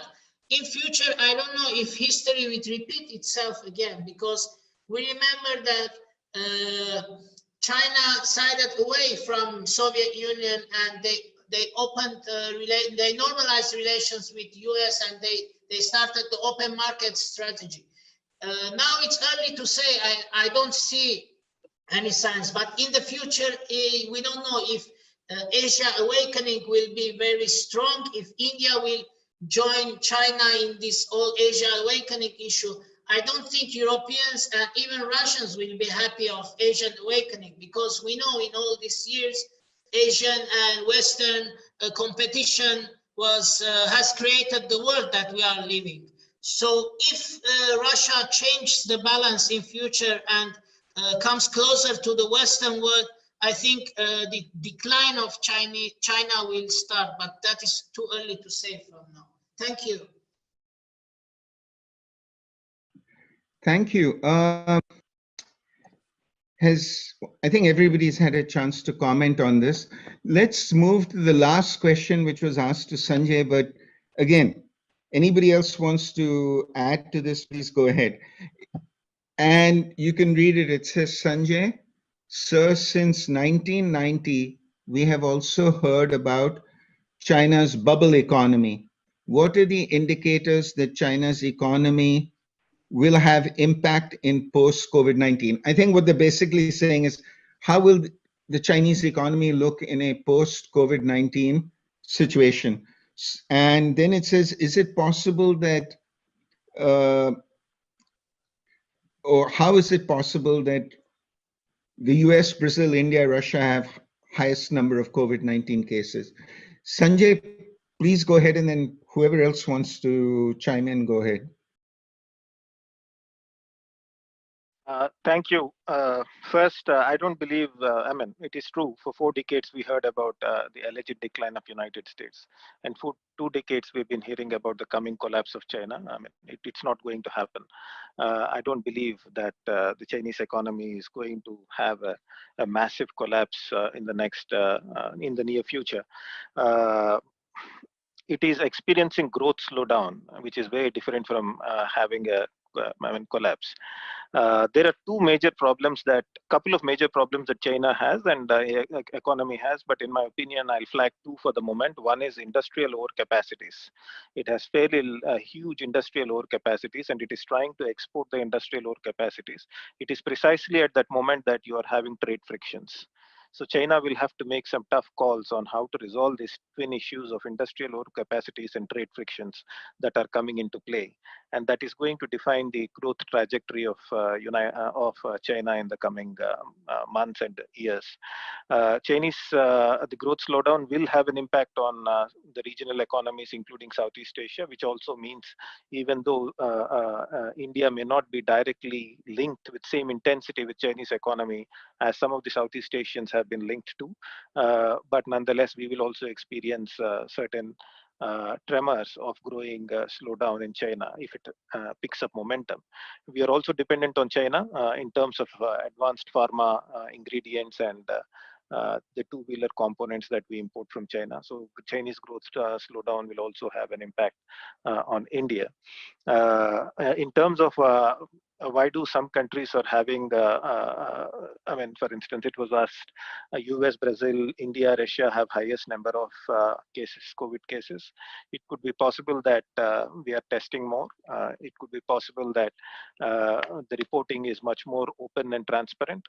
But if you see the fatality rate in India is exceptionally low, which tells you that the testing and the fatality rate ratios in India are qualitatively different compared across the world.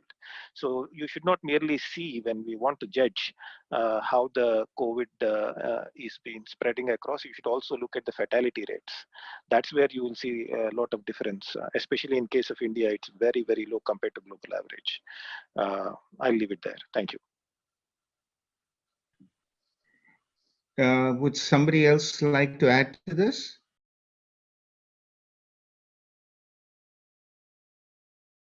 I'll take that as a no. In that case, I'm going to say a couple of things very quickly. And look, I'm sharing something on the screen, if I can get it up. One participant can share at a time.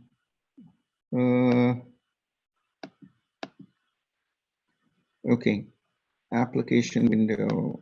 There we go. Can you guys see this slide?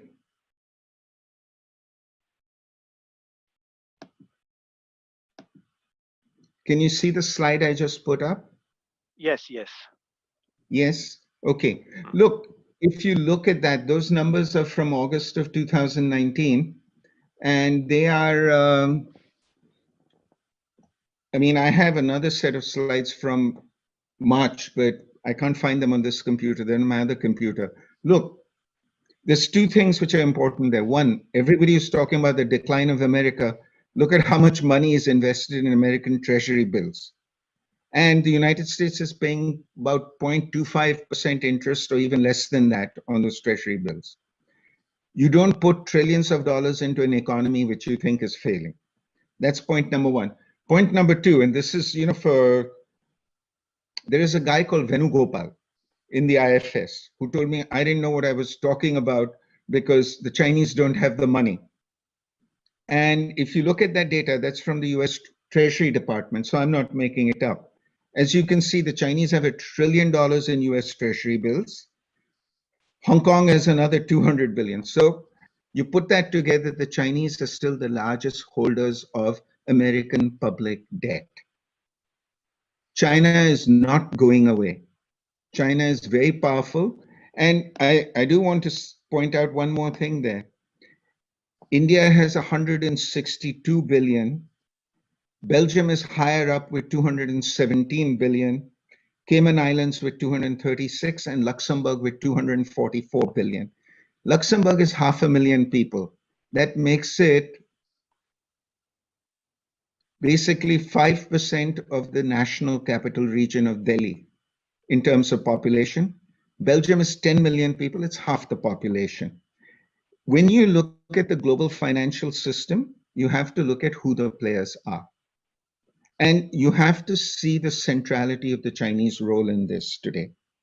And I will tell you this, when you talk US-China trade, when you talk all this trade dispute that's going on, the Chinese have made it very clear that one of the things they want to do is to have the freedom to invest more in the United States.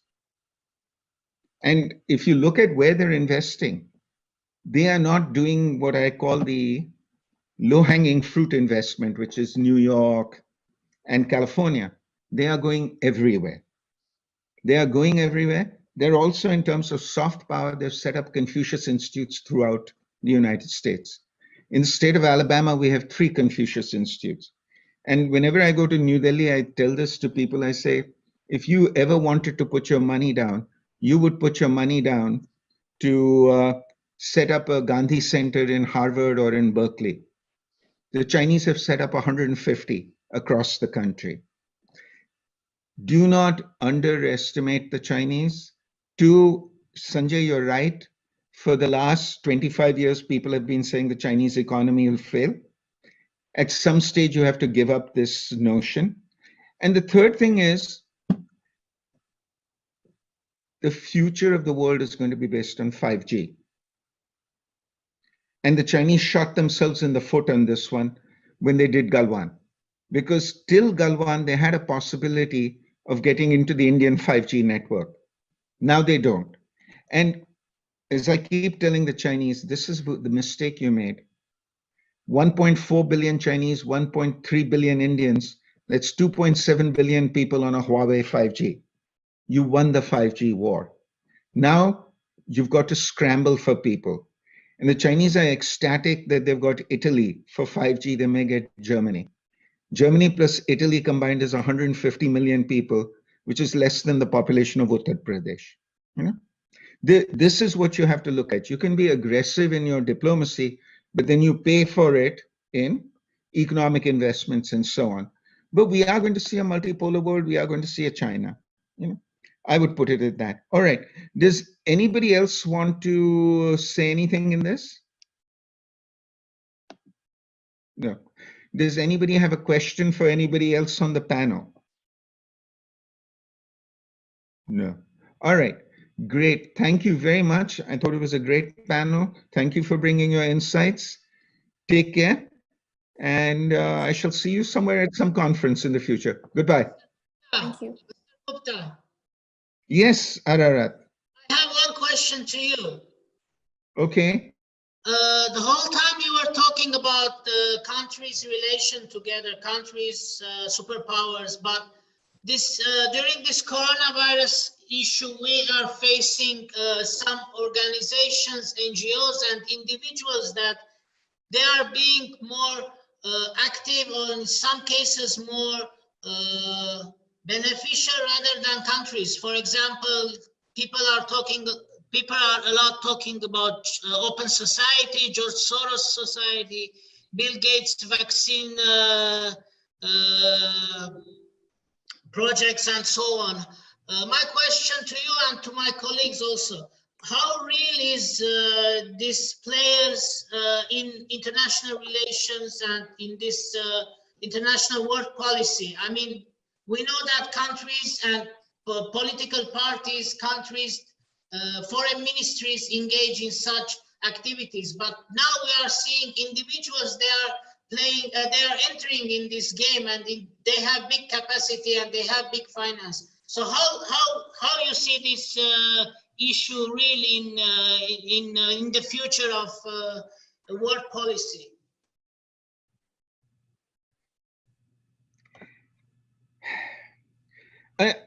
Look, I'm going to say one thing and then I'd like to hear what you guys have to say. I shouldn't be the one doing the conversation here. Look, I think this world will continue to be globally connected. It's going to be globally connected through ideas, not so much economics. If you look at all the writing that comes out of America on this, it's about, oh, we're going to have economic connections. Ford has set up factories in 40 countries around the world. That's not globalization. Globalization is the globalization of ideas, you know?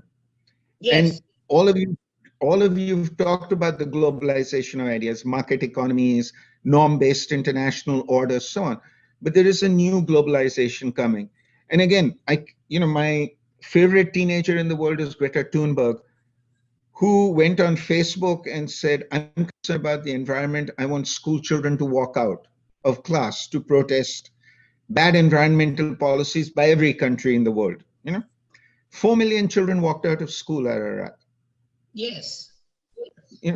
And this young woman last year addressed both houses of Congress and the United Nations on environmental issues. And let me say this, Boris Johnson, who, as you know, I disdain, Father Vladimir Vladimirovich Putin, Xi Jinping, Narendra Modi, Bolsonaro, Trump, do not have the same authority as Greta Thunberg when it comes to talking about the environment.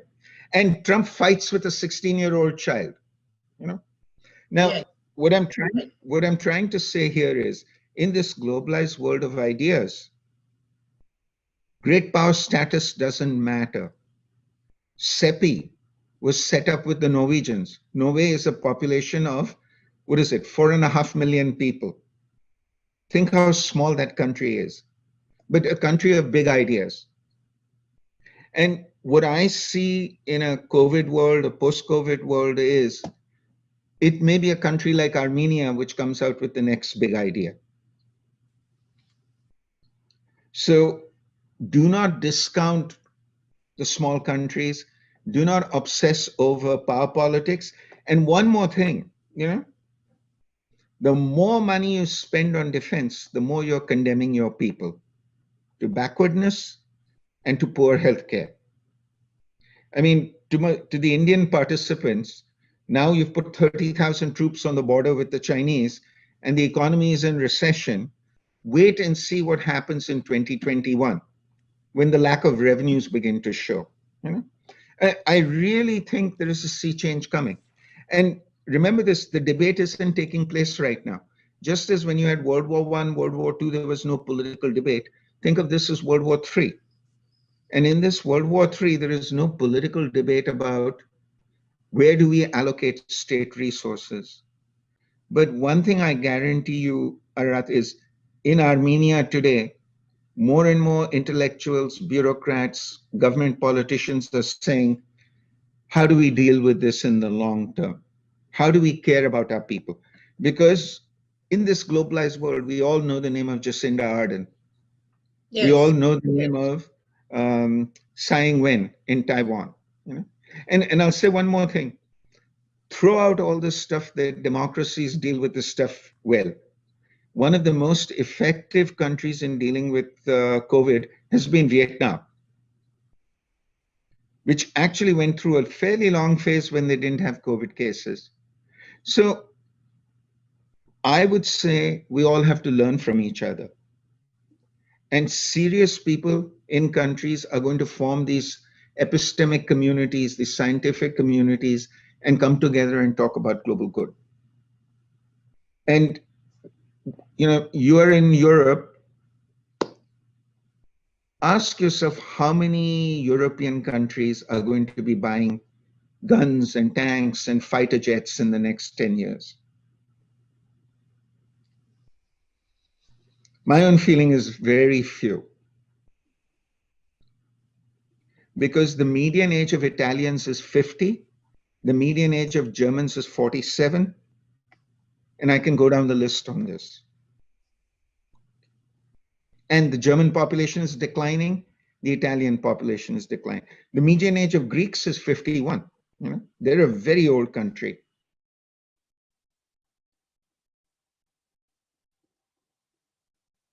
Yes. Yeah. So Professor, that is it. I like this optimism that you have. I mean, but I'm not that optimist on these issues, you know, you know what I mean? Which is fine, and hopefully that will happen. But we will see. You know, unfortunately, I think we should not take the small example as big example. You know, small waves does not create big waves in the oceans. Unfortunately, that's the so it. I mean, as someone who lived in Nordic countries, you know, at one point in life, and you know, I know their internal, their different issues. But anyway, we will see what will happen. But the problem here, we lost the meta theories. There is no meta theory now. If you don't have a Yes. meta theory, then it's difficult to unite the different. Then each nation, they look inward and their little things.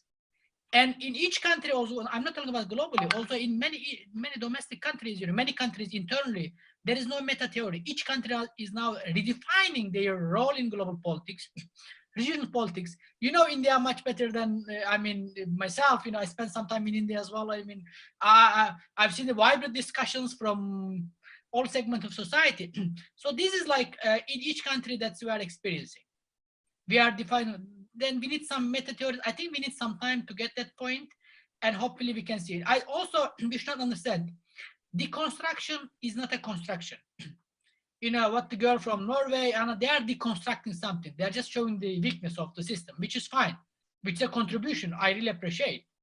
But deconstruction usually does not lead to construction. So let's say I'm not that optimistic as you, but I wish I were. But let's see what will happen. Just I wanna make a note on this. Okay, thank you very much for this panel, for all of you Okay. participation. I'll end by saying this. The older I get, I'm becoming two things. I'm becoming more and more optimistic, and I'm becoming more and more of a socialist. You know, so I don't do market-based economies. I never did. But you know, to answer your question, absolutely. Look, you deal with Europe, okay? Notice how many countries in Europe are breaking up. And my next book, which I'm organizing right now, is called How to Get a Civilized Divorce: State Breaking in the 21st Century. Because, you know, all the writing is on nationalism, national identity, and creating states. But if you look at it, in the 20th century, there were 3 cases of peaceful state breakup. Number one was Norway and Sweden. And since you've lived with the moral champions of the world, you know what I'm talking about. Second one was Malaysia and Singapore, where the Malaysians kicked the Singaporeans out. And to this day, the Singaporeans say, thank you, Malaysia, because otherwise they would have been in the same economic basket as the Malaysians. And the third was the Czechs and the Slovaks. But that had something to do with Czech politics, and that had a lot to do with the EU, you know. But we are going to see more examples. Catalonia, Scotland, Flanders and Wallonia. How will these breakups take place? So you're right, the meta theories have gone out of the window. And this is the opportunity for people to blend meta theory with public policy, come up with new theories and so on. And, you know, I am not dismissive of deconstructing old ideas, because it's after you deconstruct old ideas that new ideas come. In the United States today, the idea remains, if we keep giving tax cuts, the economy will boom. This is sort of the Chicago economic school. It's gone. It's gone. It's a failed economic theory. So let's see what comes up next. All right. Thank you so much, everybody. We're 1 minute short of closing this. Take care. Goodbye. Thank you. Thank you all of you. Have a great day. Distinguished Chair, Bye-bye. speakers, ladies and gentlemen, as we come to the end of the session, I take great honor in proposing the vote of thanks on behalf of NICE to all those who have graced us with their presence and contributed their parts to make this event a resounding success.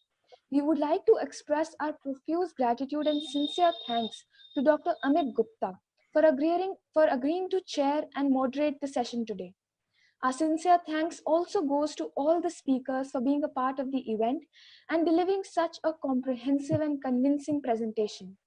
We would like to acknowledge our gratitude to our friends from the diplomatic community, experts, academia, media, and different organizations. Finally, I must also mention a deep sense of appreciation for the audience who have participated in the webinar and those who are watching us live on our YouTube channel. Thank you for your valuable time and attention and for making the session productive with your questions.